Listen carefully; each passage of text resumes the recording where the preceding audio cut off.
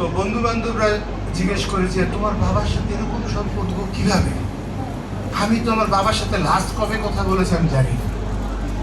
এবং তোমার বাবা, তুমি বসে তোমার পায়ে হাত দিয়ে, তুমি তোমার বাবার ঘাড়ে তুমি হাত দিয়ে রাখো। এই যে একটা সম্পর্কের ব্যাপার, এটা কিভাবে সম্ভব?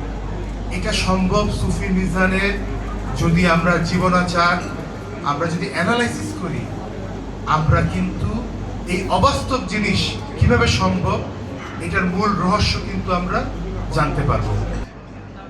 উনি কিভাবে পরিশ্রম করেছেন, উনি কিভাবে জীবনকে স্যাক্রিফাইস করে করে দিনে দিনে আম্মার সহযোগিতা নিয়ে এই পজিশনে এসেছেন। সুফি মিজান এমনি এমনি ওভারনাইট হওয়া যায় না। আমি গত সপ্তাহে একটি ইফতার মাহফিলে ঢাকায় গিয়েছি। ওইখানে একজন বড় আর্মি অফিসারের সাথে পরিচয়। উনি দেখলাম বিশাল বড় দাড়ি রাখছেন। তো আমি ওনার চিনি না খুব একটা। তো উনি আমাকে বাইরে জিজ্ঞেস করলেন, আপনি কি পিএইচপি পরিবারের সদস্য? তা বললাম জি। বলে আজকে আমি যে দাড়ি রেখেছি এইটার পিছনে কিন্তু সুফি মিজানের হাত আছে।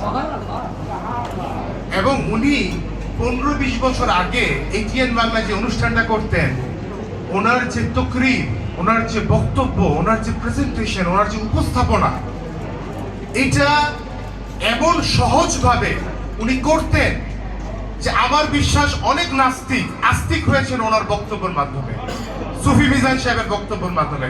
এবং আপনারা তো জানেন যে ব্রাজিলের এক ভদ্রলোক রোটারি মারফত বাংলাদেশে এসে আব্বার সান্নিধ্যে কয়েক মাস থেকে উনি ইসলাম ধর্ম গ্রহণ করেছেন।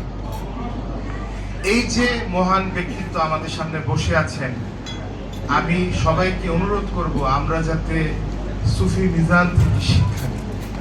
আমরা আহলে সুন্নত ওয়াল জামাতের যদি খেদমত করতে চাই, দ্বীন ইসলামের যদি খেদমত করতে চাই, দেশ ও জাতি যদি কল্যাণে